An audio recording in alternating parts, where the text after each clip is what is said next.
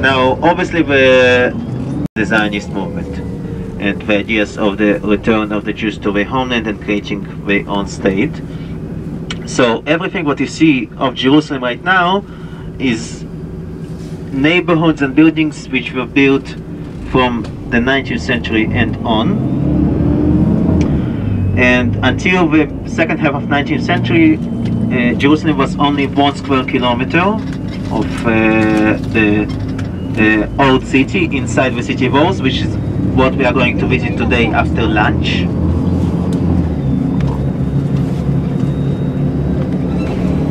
Now, one of the first pilgrims in the new era was an American writer, Mark Twain, who had written a book about this journey. Excellent book, Innocents Abroad. I recommend it a lot. The name is Innocents Abroad, and it was a journey to Mediterranean countries and the Holland, pretty much similar to New York, and it wasn't. And it's also very interesting to read this book and to see the contrast between what you would see today of Jerusalem and what Mark Twain has seen.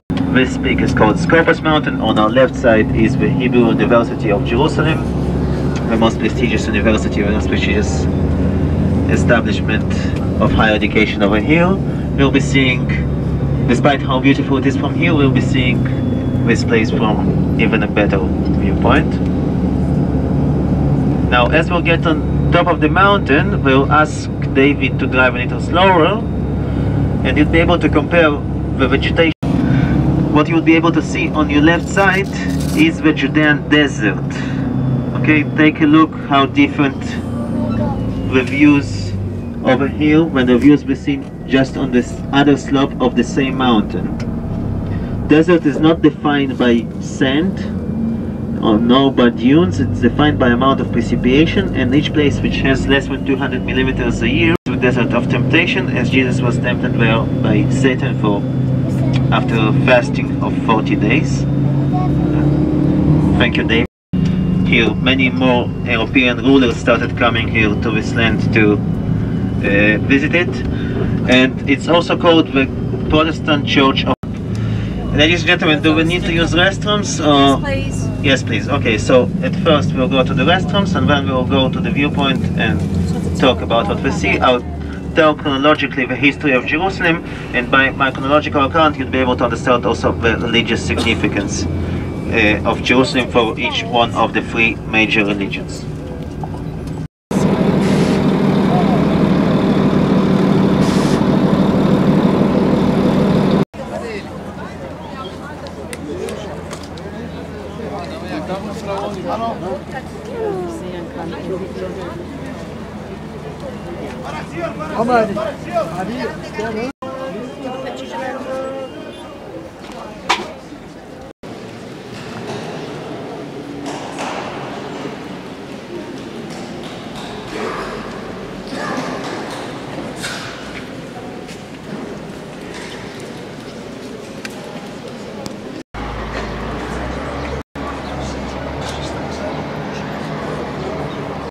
Jesus during the Last Supper said to St. Peter that he would deny him 3 times before the rooster would sing.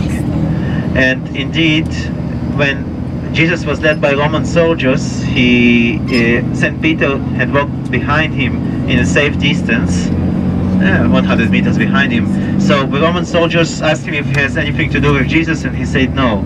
So they asked him once again, and he said no for the 2nd time.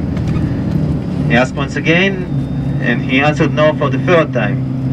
And when he realized that he's fulfilling the prophecy of Jesus from the Last Supper, and this church is called after the denial, because this is where Jesus was led, and this is where St. Peter stood near Jesus but denying his relation to him. They are going below the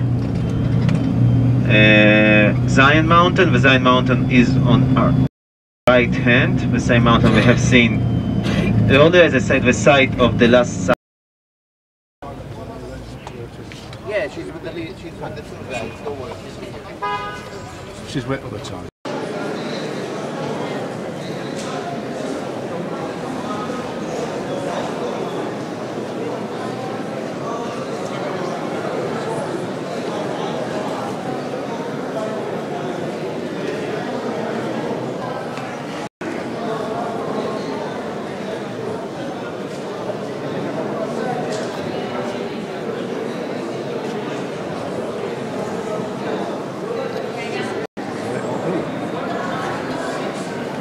It's a light camera, that, isn't it? Does it light everything up? Smile.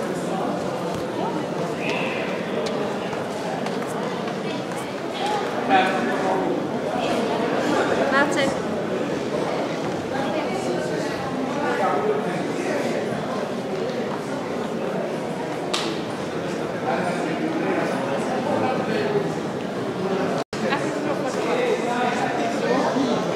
Excuse me, madam, my friend. Go back. Go back. My friend. Excuse me. It's not like seeing the Buckingham Palace in London. You can see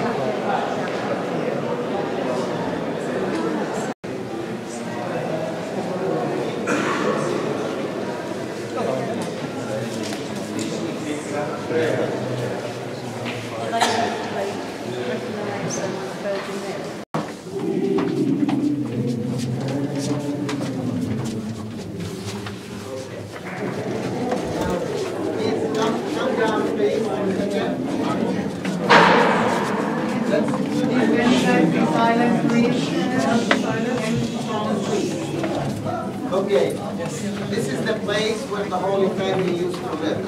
So you are even very close to the birthplace behind this wall. They make it private, separate the Catholic property from the Greek Orthodox property. So Jesus actually was born here like Bus 11. It's fine. This is the nearest we're going to get to the birthplace. This is where the family lived. This is a Catholic temple. I'm in Bethlehem at the moment. Darling, delay.